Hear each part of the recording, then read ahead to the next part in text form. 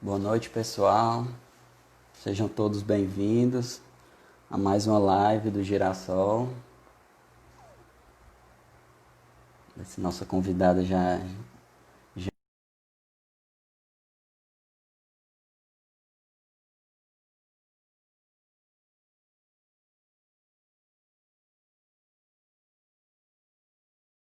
está aí.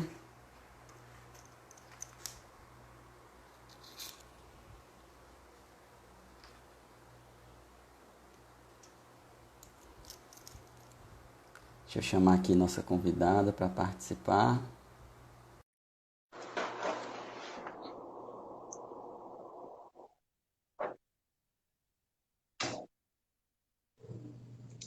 Boa Boa noite. noite. Boa Tudo bem? noite. Tudo bem, tudo Quanto ótimo. tempo, hein? Pois não é, Arthur? Eu fiquei feliz quando a tua mãe disse que foi contigo. Eu digo, opa, o nosso estagiário do coração.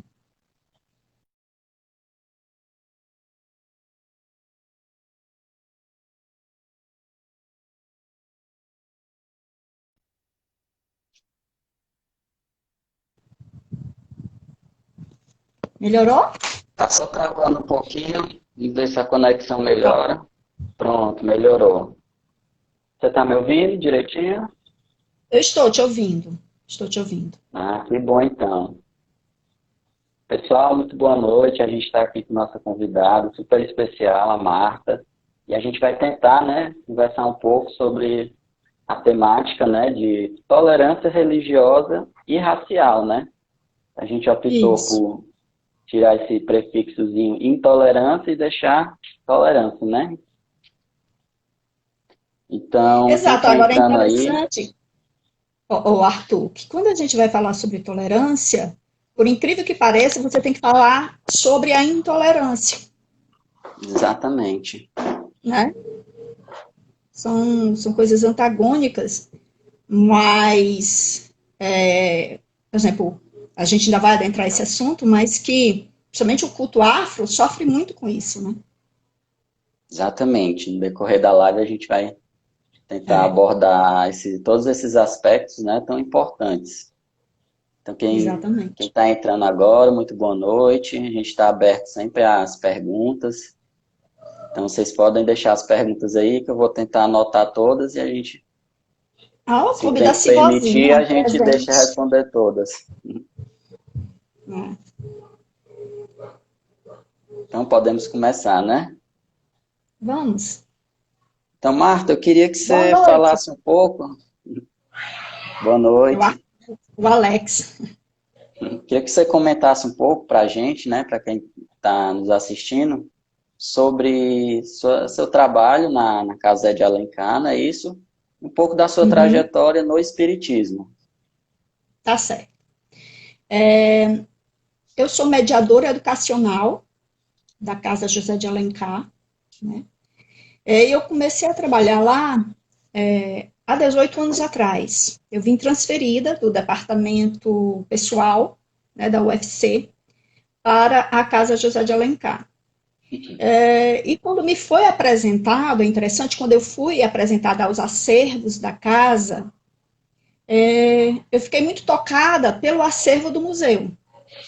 Né? Quando eu adentrei aquele espaço e vi toda aquela iconografia retratando o culto afro-brasileiro, retratando também o sofrimento dos cativos, né, dos escravos, através daquelas ferramentas de tortura que lá existe. Eu fiquei extremamente emocionada com, com aquilo. E é interessante que nessa época que eu comecei na Casa José de Alencar, eu ainda não frequentava nenhum centro espírita, né? Mas eu já havia lido o livro dos espíritas. Eu fazia o evangelho no lar, na minha casa, né? Então eu tinha muita afinidade com a doutrina, apesar de não ser espírita ainda. É tanto assim que quando eu comecei, eu tive necessidade, eu senti uma necessidade muito grande de fazer preces todos os dias quando eu ia abrir o museu. Eu senti uma necessidade muito grande de orar caso tivesse algum irmão, né, algum desencarnado, preso ainda àqueles elementos de dor e sofrimento. Então, eu passei uns 6 meses, mais ou menos, fazendo isso, sentindo essa necessidade de orar sempre que eu chegava no museu, né, me focando nessa questão do auxílio para eles. E depois disso, não senti mais essa necessidade. Então, o pessoal diz que o museu é o meu xodó, o pessoal da Casa José de Alencar. E é mesmo, eu tenho um apreço muito grande por aquele espaço, entendeu? Certo. Então, para quem está entrando agora, a Marta nos falou do trabalho dela na Casa de Alencar, não é isso? Ela fica ali É, na Avenida Washington Soares, eu só não lembro o número, próximo ao São Luís. E eu só lá sei que eu sigo funciona, assim. pronto. Lá é um espaço muito bonito, muito grande, e está sempre aberto a todos que querem conhecer um pouco mais. E lá funciona, né, dentre tantas salas de exposição de arte, museu, tem a sala Arthur Ramos, que é justamente isso que a Marta está nos contando, né? Então eu queria, Marta, que você falasse um pouco do que é essa sala Arthur Ramos, né, esse museu do Arthur Ramos, quem foi ele, o que é que a gente pode encontrar nessa exposição. Deixa eu falar primeiro dos outros, né? Porque senão o pessoal, meus colegas vão me matar. Então, gente, assim, meu trabalho se refere ao quê? Eu e todas as outras mediadoras culturais, né? Nós recebemos e acolhemos as escolas, né? Os turistas, os diversos grupos que nos chegam. E aí a gente vai fazer todo um contexto histórico, literário, social das obras, né? Dos acervos que lá se encontram. Então, há acervos como a Pinacoteca, com quadros que retratam os livros do Alencar, obras, telas do Descartes Gadelha retratando o romance Iracema. Nós temos a casinha, né, que caracteriza, simboliza o sítio Alagadiço Novo, a casa do Alencar, onde Alencar viveu, e temos também o Museu Arthur Ramos, né. Eu recebo no museu, como eu falei, as diversas escolas. No decorrer do meu atendimento, eu comecei a perceber que muitas pessoas, inclusive escolas, quando eu falava o teor abordado no museu, que era relacionado aos cultos afros brasileiros, muitas pessoas não queriam visitar o museu, né? Assim como também algumas escolas. E aquele acervo, ele pertenceu ao antropólogo alagoano Arthur Ramos. Arthur, ele vai fazer faculdade de medicina em Salvador, né? E ele recebe o título de doutor, né, de ciências médicas cirúrgicas.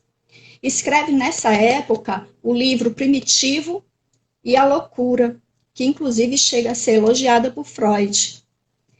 E aí ele começa, ainda fazendo a faculdade de medicina, ele começa a adentrar no ramo da antropologia.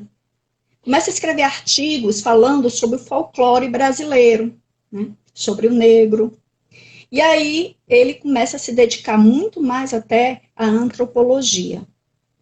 Ele também chega a fundar um projeto para montar secretarias de saúde mental dentro das escolas, né, porque ele percebia essa necessidade. Arthur, ele, vamos dizer assim, uma coisa interessante, que ele, quando ele começa a estudar aquele mundo, aquele universo, né, do culto afro-brasileiro, ele vai estudar a possessão, né, dentro do culto afro-brasileiro, como psiquiatra, né, como um psicanalista, ele vai estudar todo esse mundo, né. Com o tempo, ele vai fazer suas pesquisas dentro do terreiro, principalmente do terreiro da Mãe Menininha do Cantuá. E ele acaba se transformando em Ogã. Né? E é interessante que quem era o Ogã? Você sabe que o culto afro-brasileiro, ele era perseguido, né? Ele era proibido por lei, inclusive, né? E aí, o que é que os terreiros faziam? Eles escolhiam uma pessoa que era branca, influente, do nível social elevado, que tivesse muito conhecimento político, né? Que fosse aceito para se tornar um protetor do terreiro. Por quê? Porque assim eles conseguiam fazer as reuniões sem serem incomodados pela polícia. Então, a maioria dos terreiros naquela época, eles escolhiam alguém influente para isso. E assim, com um relacionamento desses ogãs, o terreiro era deixado mais à vontade pelas autoridades policiais. E Arthur foi, então, receber esse convite, né, da mãe menininha do Cantuá, e aceitou, se tornando ogã do terreiro, assim como Nina Rodrigues, que também foi ogã do terreiro da mãe menininha do Cantuá. Uhum. E quando a gente fala também, né, é uma história assim que a gente percebe que tem muita da perseguição, né, do culto afro-brasileiro, né, e por mais que isso seja uma discussão tão atual, ainda tão forte, que a gente tem tantas histórias para contar, ela remete teoricamente, né, do descobrimento do Brasil, quando os portugueses chegavam e impuseram sua religião, suas crenças, em detrimento de toda aquela diversidade das crenças indígenas, do contato com a floresta. Então, a gente pode perceber que, por mais que seja uma temática tão atual, ela remete a desde muito tempo, né? E que a gente ainda está nessa luta constante para tentar, de certa maneira, pelo menos amenizar, né? Buscar a pergunta que eu vou fazer posteriormente, um diálogo entre as crenças, entre as religiões. Então, quem está entrando agora, muito boa noite, muito bem-vindo. Ah, vocês estão abertos para fazer perguntas. E, Marta, eu queria que você falasse também do que motivou você, do que lhe interessou esse trabalho, né, no Museu do Arthur Ramos e toda essa temática da religiosidade, a questão racial. Deixa eu só voltar aqui um pouquinho. A gente falou sobre essa questão, inclusive, né, dessa perseguição, porque no Código Penal de 1890 havia, dizendo que havia uma laicidade, uma liberdade religiosa. Mas aí o que eles faziam? Num dos artigos, eles falavam, especificavam, né, que não poderia haver questão de utilização de ervas, sabe? A abordagem do artigo se referia a características do culto afro, né? Então, muitos desses terreiros, eles eram invadidos pela polícia, seus integrantes eram presos, sofriam um processo, e as coisas eram apreendidas, né? E uma das coisas que os advogados de defesa faziam naquela época, né, e que em 1940 houve um novo código, mas ainda trouxe algumas das características do passado. Então, essa perseguição continuou acontecendo durante todo esse tempo, olha só. É muito tempo, né? E aí, os advogados colocavam que a pessoa, na realidade, não era do culto afro-brasileiro, aquela pessoa presa quando eles iam fazer a defesa, mas que ela era espírita. Porque o espiritismo era aceito, né? Há uma diferença muito grande, inclusive, no berço, né? Enquanto o culto afro, ele vem dos cativos, ele vem do cativeiro, ele vem da escravidão, ele vem da África, né? Junto com os africanos, o espiritismo chega no Brasil pelos intelectuais, né? Por uma elite. Então, ele era muito mais aceito. E por isso, os advogados de defesa, dos adeptos do candomblé, eles acabavam falando que ele era espírita, para poder fugir do processo.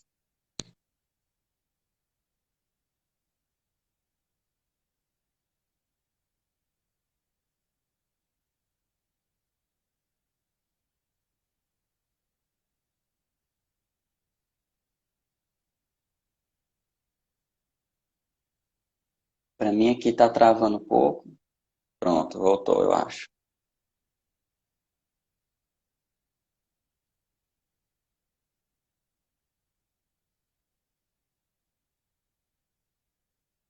Para vocês aí tá travando um pouquinho, vamos esperar retornar um pouco.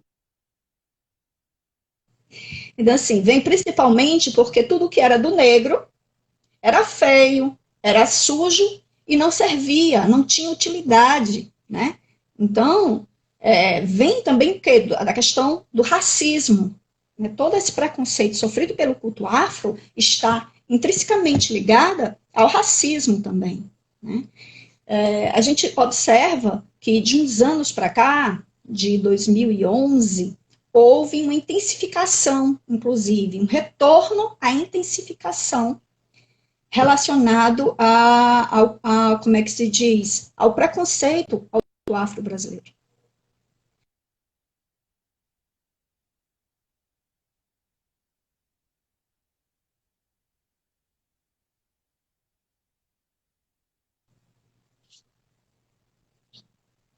Pronto, voltou. Voltou. Voltou. Então é bom a gente abrir, porque nós dois fazemos histórias e a gente sabe que a história ela é cheia de continuidades, rupturas. Então esse processo ele é um processo longo, gradual e que abrange diversos elementos, né? Que não dá certo, que não cabe a gente falar tudo, né? Mas é bom Você ter isso. falou da questão dessa ligação do espiritismo, né, com essas religiões de matrizes africanas. Era muito comum no início do século XX, até metade, de você ter o nome espiritismo sempre antes do próprio nome daquela casa, daquele centro, que tinha a sua conexão com as religiões de matrizes africanas, justamente para tentar, de certa forma, barrar o preconceito, toda a perseguição que existia, porque realmente o espiritismo, quando veio para o Brasil, ele tinha esse viés mais dos intelectuais, de alguns militares, então, de certa forma, ele era, digamos, mais bem visto do que essas religiões. Então, era super comum você ter casa espírita sendo colocado em fachadas desses locais que eram destinados à prática de religiões de matrizes africanas. Outra coisa, isso que você falou é certo, e justamente eles faziam isso para a própria proteção, né?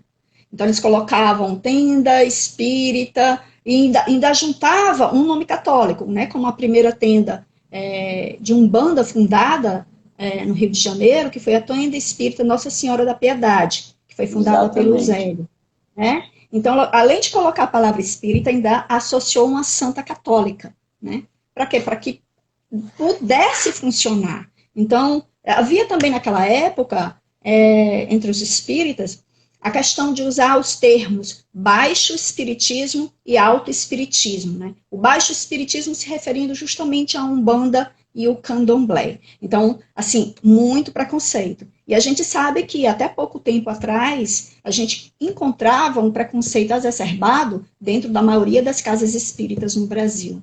Talvez não tanto no Rio ou em São Paulo, mas aqui no Ceará, quando eu comecei a frequentar uma casa, eu vi bastante essa questão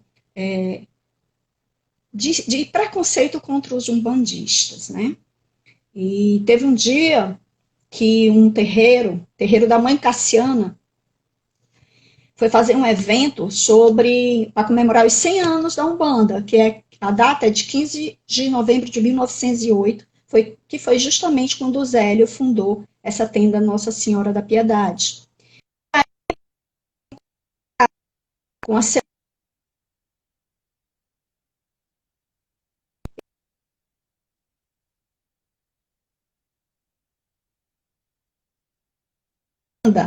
que na época era secretário de Fortaleza, né, da Prefeitura de Fortaleza, e trabalhava com os assuntos raciais, e ele estava na palestra de abertura, eu também estava, e quando eu estava lá na palestra, falando sobre a desmistificação da Umbanda, os umbandistas me questionaram, né, que que eu frequentava o espiritismo e tal, era da doutrina, perguntaram para mim: ô Marta, por que o espiritismo é tão preconceituoso contra a Umbanda? Eu falei para eles: olha, o espiritismo não. Agora, os espíritas podem ser. Então, assim, é difícil. Eles me falaram que alguns dos umbandistas, né, daqueles irmãos lá, frequentavam uma casa espírita, mas acabaram se retirando porque se sentiam incomodados com o olhar desconfiado das pessoas para eles. Então, eles decidiram estudar o livro dos médiuns, o livro dos espíritos, o evangelho, lá mesmo no centro deles, né? E eu acho uma falha, entendeu? Eu acho que os centros espíritas poderiam sim, como é que se diz, compartilhar o conhecimento, né? Abraçar, acolher, né? Auxiliar nesse estudo, né? Mas isso, infelizmente, não é feito.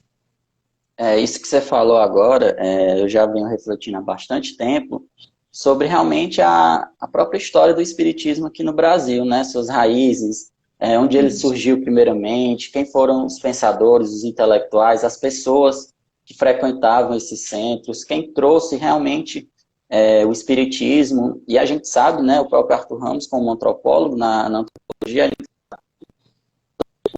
gente sabe, né, assim, quando o espiritismo chegou no Brasil, ele estava totalmente ligado a religiões de matrizes africanas, como diversas outras crenças, como o próprio catolicismo também. Então, para chegar até onde chegou hoje, teve realmente uma mistura, uma diversidade. E é muito interessante porque eu tenho, não sei, talvez 16, 17 anos de doutrina espírita, e a primeira vez que eu fui realmente conhecer a própria história do espiritismo aqui no Brasil foi quando eu estava no sexto semestre da faculdade de História. Então, realmente é algo que a gente não encontra tanto assim em algumas casas espíritas, falando realmente sobre nossas raízes, né, do espiritismo e quanto a gente tem essa ligação com essas religiões de matrizes africanas, como tantas outras, que moldaram para que a gente chegasse o que é hoje, né? Realmente, o espiritismo, quando surgiu, era uma doutrina, né? Ele tinha seus livros, mas a religião, ou a doutrina que a gente conhece hoje, ela foi moldada em diversos aspectos da própria religiosidade. Então, é sempre interessante a gente estar voltando nesse assunto, né? Principalmente trazer para dentro da casa espírita, trazer para a nossa evangelização infantil, nossa juventude, em palestras, porque realmente é uma história bastante rica e ainda mais para abrir os nossos olhos de que a gente não está tão distante dessas outras religiões, dessas outras crenças, porque muitas das vezes a gente fica, não sei, talvez em cima de um pedestal e não consegue se identificar, ou mesmo não tem uma certa empatia com esses atos de perseguição, de violência, sendo que a gente está totalmente inserido nesse contexto. Hoje são eles, amanhã pode ser nós. Pode ser a gente, exatamente. E o dia 21 de janeiro, ele foi escolhido como o dia da tolerância religiosa, né? Por quê? Porque uma mãe de santo da Bahia, de um terreiro de candomblé, a imagem dela foi utilizada num jornal da Igreja Universal como se ela fosse charlatã, né? Como se ela fosse uma feiticeira, de uma forma extremamente pejorativa, né? E isso trouxe muitos dissabores para ela. Ela acabou tendo um infarto e morreu, né? Então, assim, houve um processo judicial muito grande e durou muitos anos, até que a Igreja Universal foi penalizada. E por isso essa data foi escolhida, né? Porque ela sofreu uma dor muito grande, né? Então, cada vez que um terreiro ele é invadido, seus membros, né, são agredidos, onde não há nenhum tipo de respeito. A gente aí falta um olhar de alteridade, né? Um olhar de que o outro tem todo o direito de ter suas crenças, seus valores, né? cada um de nós é um universo à parte. E esse universo à parte merece sim ser respeitado na sua integralidade. Talvez nos falte, o que nos falta atualmente é amor, é compreensão, aceitação. Tolerar isso é aceitar. É tanto que muitas vezes quando você não gosta de algo ou não quer algo, você diz, eu não tolero, né? Eu não aceito. Mas esse tolerar é aceitar, é acolher, é saber conviver, é respeitar, né? E isso nos falta muito, esse diálogo. Embora, né, o Arthur, a gente sabe que hoje em dia há uma convergência para esse diálogo interreligioso. Né? Há um caminho, há forças que caminham também para esse olhar, enquanto outros caminham ainda para a questão da intolerância. Né? Essas forças antagônicas, né, que estão se chocando. Né? Exatamente. E quando a gente fala também de intolerância, né? Muitas vezes é algo que está intrínseco a nós, mas se a gente pensar bem, até a intolerância, ela, de certa forma, você precisa ter um conhecimento, né? Se você vai criticar ou se você vai, não sei, julgar alguma coisa, você precisa conhecer. E muitas vezes nos falta até isso, conhecimento, né? Quantas vezes a gente parou para ler sobre religiões indianas, africanas, daqui da própria América Latina, que são várias. Então, primeiro buscar esse conhecimento, né? Porque muitas vezes a nossa primeira leitura já é totalmente diferente daquilo que imaginávamos, né? E acaba por derrubar totalmente o preconceito que ainda existia, né? Continuando aqui, eu queria que você nos contasse um pouco da metodologia que você usa nessa abordagem de escolas, turistas, lá no museu. Assim, vocês sabem que a cada grupo que chega, a gente tem um atendimento diferenciado de acordo com a faixa etária, de acordo com o atendimento. Então, assim, Exatamente. o atendimento que eu vou dar para um grupo de idosos vai ser bem diferente do atendimento que eu vou dar para as crianças, né? Porque eu tenho que pensar até que o idoso, ele cansa mais facilmente, ele não consegue ficar muito tempo em pé, então vai ser de acordo com a clientela, o atendimento ofertado. Nós tínhamos na Casa José de Alencar, relacionado ao museu, como eu te falei, um problema grande devido a isso. Às vezes, algumas escolas, quando traziam crianças, que eu dizia, olha, o museu, eu vou falar um pouco sobre as origens dos cultos afros brasileiros. E aí, o que acontecia? Aí a professora dizia, não, então não precisa não. A gente só vê isso aqui, só vê a pinacoteca, mas o museu a gente não quer. Outras vezes, eu levava turista, né? Então, quando o turista chegava e que eu falava ali o museu, que ele começava a olhar, eles saíam, entendeu? Ah, isso eu não quero ver, não. Então, assim, eram situações constrangedoras para mim, extremamente constrangedora, né? E eu acabava me sentindo, de certa forma, cúmplice, porque eu tinha que aceitar, né, aquela situação. Então, eu, de certa forma, me sentia cúmplice e ficava muito triste com o que estava acontecendo. Outra dificuldade era passar para as crianças de 5 a 10 anos algo difícil para compreensão, para eles absorverem, que era a origem dos cultos afros. Né? Então, havia também essa dificuldade. Aí, então, aconteceu um dia, deu achar que poderia fazer um trabalho com as crianças de 5 a 10 anos, trabalhando a questão da tolerância racial e religiosa através de uma contação de história.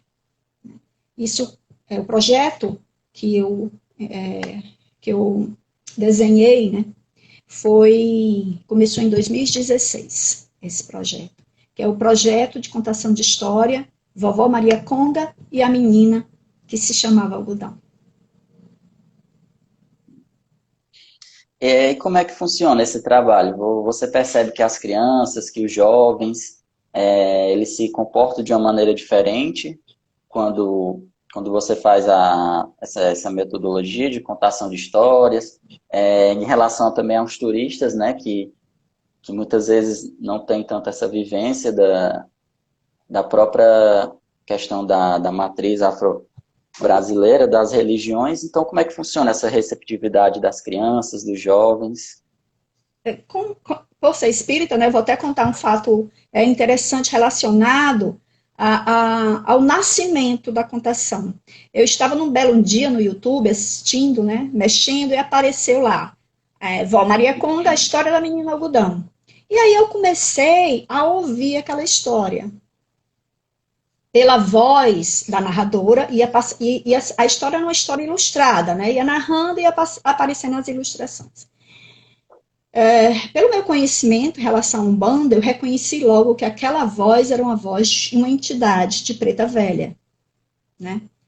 E aquela história não me saía da cabeça. Eu fiquei encantada com a história, fiquei maravilhada.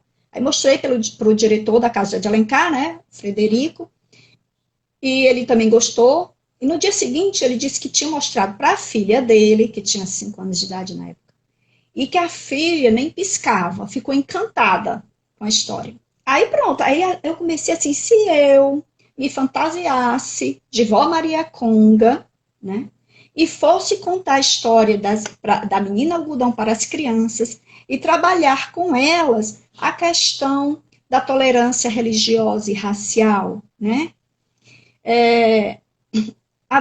eu achava até que não seria aceito. Entende, a gente está falando aqui do culto afro-brasileiro e dos preconceitos que eles sofrem. E eu tenho certeza que em outra instituição poderia ser que o diretor não acolhesse essa questão, né? Mas não isso, o Fred também historiador, né? E viu a importância desse fato. Então, quando ele deu o aval, quando eu mostrei o projeto para ele, tive coragem de mostrar, que levou um tempo, levou mais ou menos 1 ano para eu ter coragem de falar com ele sobre isso. Então, quando eu falei com ele, mostrei o projeto, ele ficou extremamente interessado e disse, pode ir, pode fazer. E aí eu fui falar, então, com a Márcia Moraes, que era a médium dessa entidade, Vó Maria Conga, e que tinha colocado aquela história da menina algodão, que eu tinha que pedir autorização para o uso da história, né? E aí entrei em contato com ela, expliquei o projeto, ela também me deu a autorização do projeto, né? E eu recebi também a bênção da Vó Maria Conga, da entidade. Mas isso através de um sonho. Foi bem interessante. Eu sonhei, né, me ajoelhando aos pés de uma senhora. E aí ela me abençoava. E eu acordei maravilhada, porque foi uma emoção muito grande esse encontro, né? E aí eu vi que realmente eu poderia fazer esse projeto. E eu fiz. Né? Eu me caracterizei de Vó Maria Conga, eu me pintava, né? Mandei fazer os fantoches, né? Que são os personagens da história, que era a menina algodão, o pai José e uma senhorinha, né? Vou mostrar aqui os personagens para vocês. Por favor. Essa é a menina algodão, né? Então, quando eu vou apresentar ela, eu sempre mostro a roupa dela, porque ela está vestida de um saco, né? Rasgado, para as crianças perceberem como era diferente a roupa do escravo para a roupa dos senhores, né? A criança de 5 a 10 anos, ela ainda está na fase do concreto, segundo Piaget. Elas precisam ver. Né? Por isso, o projeto foi criado dessa forma. Aí, aqui a sinhazinha, né? A roupa toda bonita. Sapato, não sei se vocês estão vendo. Sapatilha, né? Escravo andava descalço, não tinha sapato. Né? O pai José, gente... um preto velhinho, escravo mais antigo, assim, da fazenda lá, de Engenho. A história se passa na fazenda de Engenho, e a avó Maria Conga era escrava de dentro, trabalhava na cozinha da fazenda, né? Ela veio do Congo, por isso o nome Maria Conga, né? E aí, assim, no início eu me pintava de preto, né? Me caracterizava com a saia, um cajado, um cachimbo, fiz toda a caracterização. E o projeto funcionou maravilhosamente bem. Vocês não têm ideia dos momentos lindos, maravilhosos que eu vivi com esse projeto. Tipo assim, apresentei para evangélicos esse projeto, né, dentro do museu, e foi muito acolhido, foi muito bem acolhido. Apresentei esse projeto também, acho que um dos mais emocionantes para mim, porque eu acabei, numa coincidência, eu estava de Vó Maria Conga, né, porque eu tinha acabado de atender um grupo de crianças, quando chega uma escola com adolescentes, estavam no 2º grau. E aí eu tinha que atendê-los, e eu estava de vó. E aí o que eu fiz? De vó, eu comecei a falar sobre a escravidão, sobre as origens dos cultos afros, e aí eles gostaram, amaram. Então eu vi que eu poderia atender, né, esses 2 grupos. Uma vez eu recebi um grupo de alunos da Unilab, Arthur, né, de vários países africanos. E eu contando ali a história para eles sobre a escravidão, a origem dos cultos afros, a vinda no navio negreiro, né? E o que aconteceu? Eles não piscavam o olho. E, meu Deus, eles não tinham expressão nenhuma. E eu, nossa, será que eles estão gostando, né? Só que depois a professora veio falar para mim que eles ficaram tão emocionados e que pela primeira vez tinham entendido o que os antepassados viveram. E que isso tinha sido muito emocionante para eles, entendeu? Então, assim, eu vivi momentos lindos, como eu falei para você, das pessoas chegarem, eu estando de Vó Maria Conga, pedir a bênção, mesmo pessoas que eram evangélicas, né? Me trataram com respeito. Eu achei, na época, que eu poderia enfrentar muito preconceito e intolerância, a ponto talvez de ser agredida, né? Olha só como a questão, como a gente rotula as coisas. A gente é muito reducionista. Eu pensei que eu ia enfrentar a intolerância dos neopentecostais. Eu pensei que eu poderia enfrentar a intolerância de pessoas racistas brancas, né? Mas, por incrível que pareça, eu enfrentei a intolerância do movimento negro do Brasil, tanto em Salvador como no Ceará, né? O que fez com que eu tivesse que modificar o projeto, né? No primeiro momento até cheguei a pensar em desistir, sabe? Mas a causa era muito maior que eu. A causa, porque eu acredito numa sociedade melhor, com muito mais respeito e tolerância. Então, a causa era maior do que eu. Então, eu engoli a dor, né? E isso foi terrível para mim, que aconteceu num evento que eu fui no museu com a minha amiga, minha colega de trabalho na Bahia. E lá, uma estudante do movimento negro, ela só não me agrediu, só não bateu em mim, mas me ofendeu com palavras, né? Não permitiu em nenhum momento que eu abrisse minha boca e falasse sobre o projeto, né? Então, assim, as coisas são muito complexas. E as variáveis são muito grandes. Então, assim, quando a forma do oprimido, a linha do oprimido passar para o opressor, ela é muito tênue, sabe, Arthur? E a intolerância, eu percebi, foi um grande aprendizado, porque a avó me mostrou que a intolerância está em nós, e de diversas formas, né? E foi isso que eu percebi com aquela experiência difícil, muito difícil. Eu chorei muito, muito mesmo. Porque ser acusada de racista, a pessoa dizer que ia chamar a polícia, para eu ia ser levada algemada, para você ter uma ideia, né? Foi muito difícil para mim, porque a minha intenção sempre foi o quê? Combater a intolerância, né?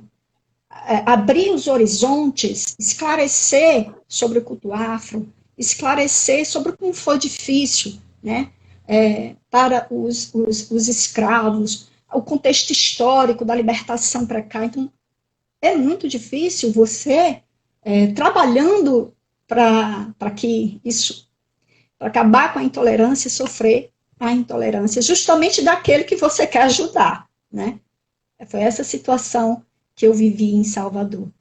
E foi mais interessante, assim, quando eu saí do museu com a minha amiga, assim, nós duas estávamos extremamente abaladas, que a gente não conhecia ninguém lá no museu. Nem a diretora do museu, essa moça, permitiu que falasse, né? E ela achava que eu estava fazendo blackface. entendeu? Essa foi que eu estava fazendo blackface. O blackface, você sabe, foi algo que aconteceu no passado nos Estados Unidos, pelo cinema americano, quando eles pintavam o rosto, o negro não podia trabalhar no cinema, não tinha atores negros, mas aí eles interpretavam o negro de uma forma pejorativa. Nunca eu fiz isso. Nunca. Assim como o nosso maracatu se pinta de negro, mas não faz isso de uma forma pejorativa, né? E mesmo aqui, né, eu também, quando eu cheguei de lá, levei lá, sofri intolerância lá, quando eu chego de lá, sofro aqui. Por algumas pessoas do movimento negro cearense, né? E a pessoa me viu na casa de Alencar, não quis ouvir o projeto, também do mesmo jeito, um professor. E ele saiu, foi dizer por aí que na casa de Alencar tinha uma mulher se pintando de preto para vender acarajé.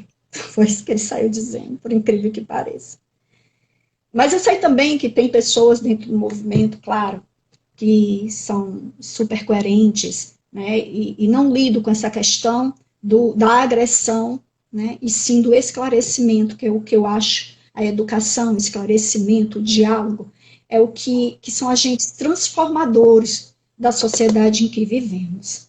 Então, tendo em vista isso, com receio de ser até agredida, eu tive que modificar, né, e aí eu solicitei a minha amiga do Museu da Boneca de Pano que fizesse a avó Maria Conta.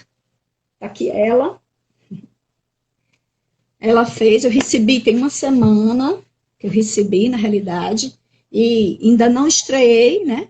Eu ainda vou fazer, vou gravar com ela, né? E com os outros fantoches. Se vai dar certo no retorno, né, da Casa José de Alencar, contar a história da menina algodão nessa forma, né?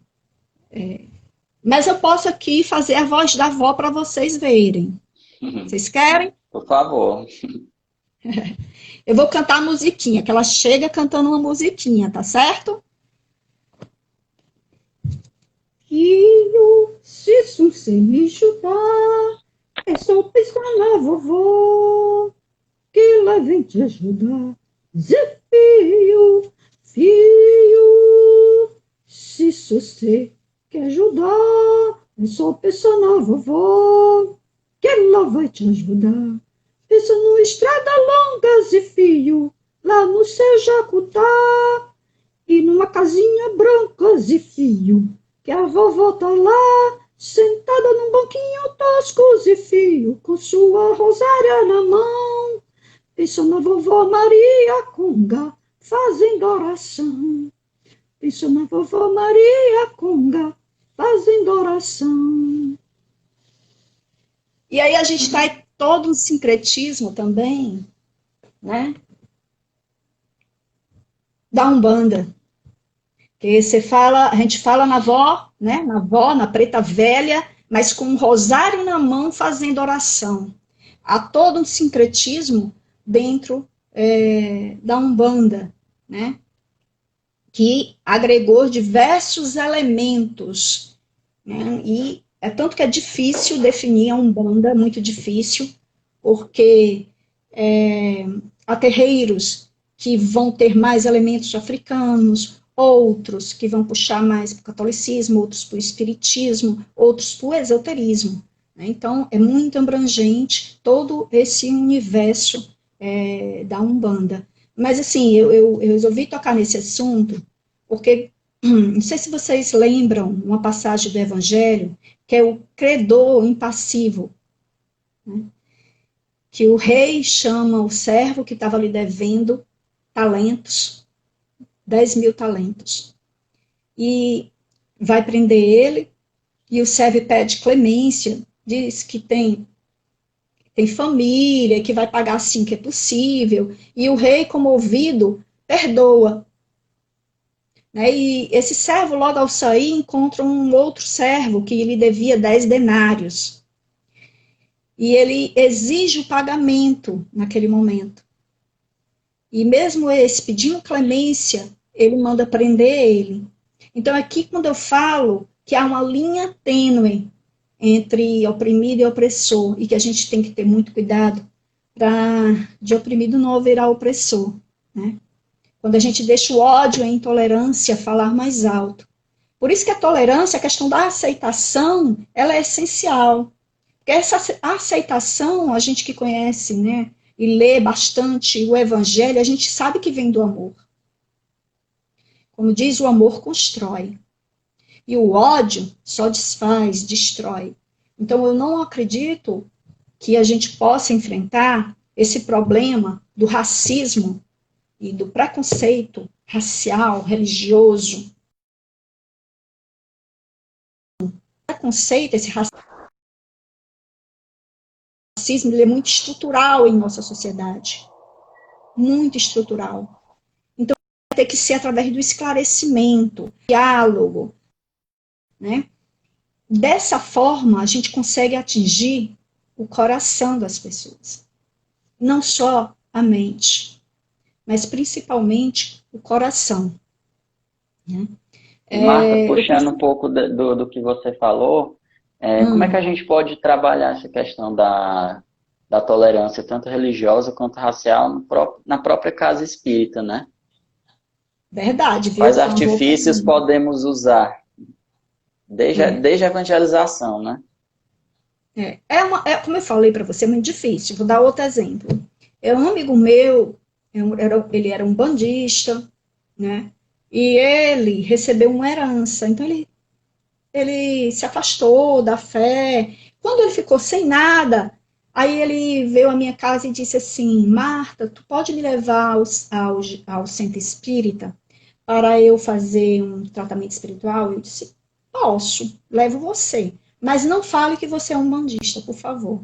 Ele, mas por quê? Eu digo, porque as pessoas lá têm muito preconceito e vão te olhar torto e vão te olhar desconfiado quando você der sua opinião.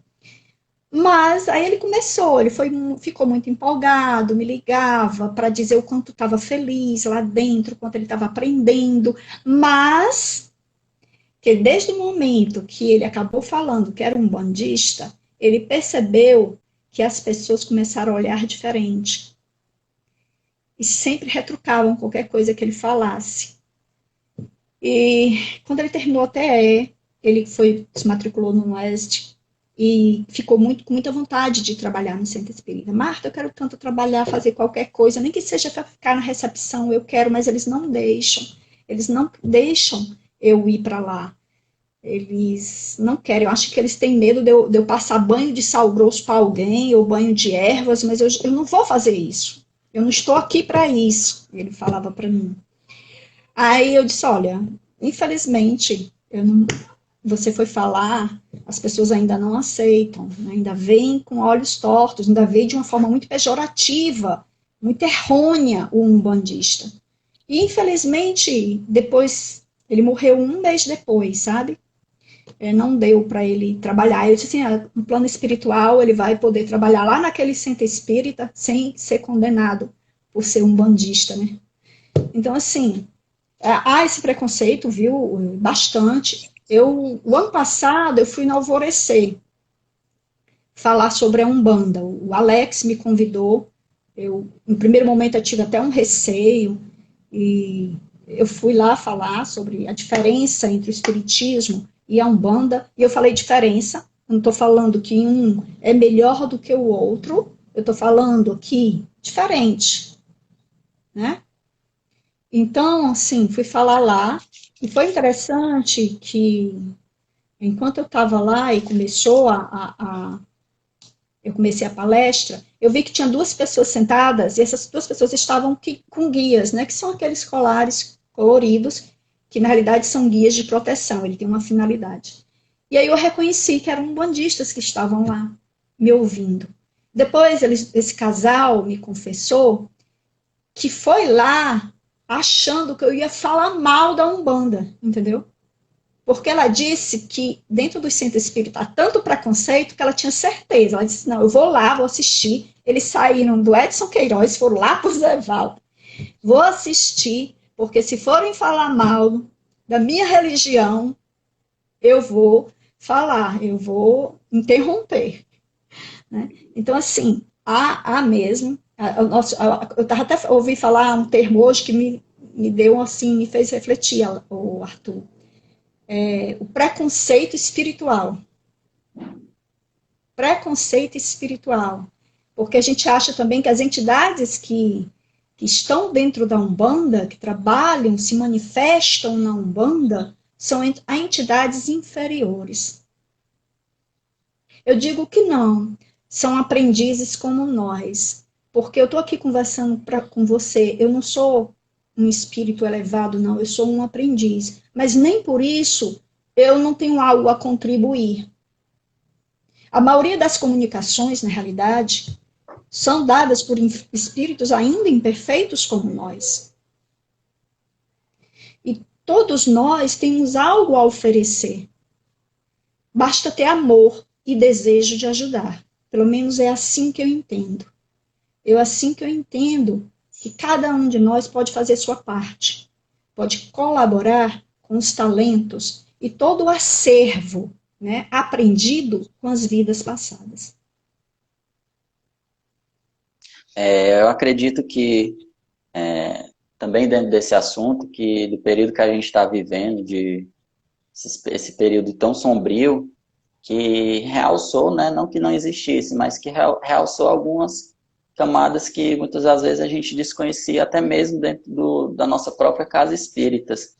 E eu entendo, e eu também reflito muito sobre isso, de ter realmente essa abertura das casas espíritas para discutir realmente essas questões de ordem religiosa, de ordem racial, que muitas das vezes são completamente inexistentes. Como eu disse aqui, eu fui compreender, fui ler sobre o que era a própria história do espiritismo, sexto, sétimo semestre da faculdade de História, porque são questões que ninguém encontra, que não é comentado dentro da casa espírita, na evangelização. Então eu acho que, por tudo que a gente já viveu e que a gente percebe desse período tão conturbado, que não dá mais para fechar os olhos e se calar diante de tanta questão que precisa ser colocada, principalmente dentro do centro espírita, questões sociais principalmente, e realmente tentar derrubar os preconceitos, as intolerâncias que existem dentro da nossa casa espírita, e a gente precisa enxergar isso. Então é interessante também a gente começar desde a evangelização infantil, que é com certeza o trabalho mais importante dentro de uma casa espírita, para quando aquela criança, aquele jovem estiver mais lá na frente, ele esteja apto para discutir essas questões, esteja aberto para compreender, para entender que existe toda uma diversidade e que não ficar completamente fechado naquele mundo. Então, realmente, né, a minha perspectiva da própria casa espírita está aberta a discutir essas questões como a gente está fazendo aqui, né? E às vezes a gente não para refletir quanto tempo demorou para que tenha uma iniciativa como essa, como tantas outras. Muitas vezes numa palestra a gente fica muito fechado no evangelho, sendo que o evangelho é a prática. E onde é que está a prática? Fica restrita só ao centro espírita? Então, é sempre importante a gente estar refletindo sobre isso. E, para encerrar... Existe muitos tabus ainda, né, o Arthur? E você está coberto de razão. Às vezes eu estava pensando, a gente fala tanto do evangelho no centro espírita, tanto, mas eles texto histórico, social e político que a gente vive. Não se fala, são tabus, não se falam, entendeu? E aí, o que acontece? Continua a questão do preconceito, da intolerância, ela não é trabalhada, na realidade, né? Ela acaba, porque não há um diálogo, não há uma discussão sobre essas questões. E aí, o evangelho acaba não sendo praticado no seu real contexto. Se a gente voltar para Jesus, a gente vê que Jesus foi realmente um revolucionário, né? O Jesus histórico, né? E, no entanto, isso não ocorre, né? Não se deixa dialogar, não se deixa discutir o que são as mazelas sociais, que a gente precisa realmente discutir essas mazelas, né? Exatamente. E para encerrar, eu queria que você dissesse o que a gente pode fazer, o próprio Espiritismo, para tentar unir mais essas crenças, essas religiões, para nessa almejado respeito, nessa tolerância, a gente tanto busca, né? De que maneira a gente pode começar, pelo menos, a fazer isso. Mas para fazer isso, eu vou primeiro, assim, que a gente falou muito, né, do preconceito que o culto afro sofre em relação às religiões neopentecostais, mas eu quero deixar claro que não todas. Eu me lembro que um terreiro de candomblé ele foi destruído no Rio de Janeiro, e foi justamente uma igreja evangélica que se uniu para reconstruir. Isso é uma prova que esses conhecem o Cristo. Eles realmente são cristãos, porque isso é ser cristão, né? Então, que dentro do centro espírita, o que eu acho é falar de forma aberta, clara, sem medo, sem receio, né? Sem colocar os cultos afros como uma prática, não vou dizer demoníaca, como às vezes os neopentecostais, alguns deles fazem, né? Mas uma prática que não tem nenhum valor. Né? Uma prática desvalorizada, cheia de espíritos inferiores, é uma visão até semelhante. E nós temos que mudar isso. Nós temos que dialogar dentro, né? Com mais profundidade, com maior clareza, buscando o evangelho para contextualizar a nossa realidade. Sem isso não dá. Nós vamos continuar cometendo os mesmos erros quanto coletividade. Né? E nós estamos em 2020, né, não, Arthur? Exatamente. Muitas coisas precisam ser discutidas dentro do centro espírita. Não só colocar apostilha e mais apostilha dentro do EAD, dentro do ESD, mas trazer o que está acontecendo na realidade que a gente está inserido para dentro do centro espírita. Começando principalmente sobre a própria história do espiritismo aqui no Brasil. Como se formou, sua constituição, de onde ela surgiu, né? Então, quando a gente começar a buscar entender essas questões, a gente vai encontrar uma proximidade tamanha com esses cultos afros, com os evangélicos, os católicos. Então, realmente, né, a reflexão que fica é a gente está sempre buscando, principalmente no nosso cotidiano, claro, mas também na casa espírita, essa aproximação com as outras religiões, né? É interessante, por exemplo, né, chamar outros representantes de outras religiões, de outras crenças, para o centro espírita, ou os representantes do centro espírita para outras casas, e por aí vai, né? Eu acho que o Coletivo Girassóis fez isso, né? Lá no Cefa. Exatamente. Convidou. Começamos, né? Exatamente. A Casa José de Alencar também. A gente fez a comemoração dos 70 anos da morte do antropólogo Arthur Ramos, e a gente levou representantes de um terreiro de candomblé e também da Umbanda, né? E foi maravilhoso o evento, né, com eles explicando um pouco sobre a religião deles. Foi muito bonito esse diálogo, né, que a gente fez. Pena que já passou e tinha poucas pessoas assistindo. Espero que no próximo tenha mais, né? Pessoal, queria agradecer a presença de todo mundo. A live vai ficar salva aqui no Instagram do Girassol. Agradecer a nossa convidada Marta. Eu tentei unir algumas perguntas que foram surgindo aí a nosso tema e espero que tenham sido respondidas. Então, muito obrigado a todos e boa noite. Obrigada, gente. Beijo. Tchau, Arthur. Tchau. Boa noite. Boa noite.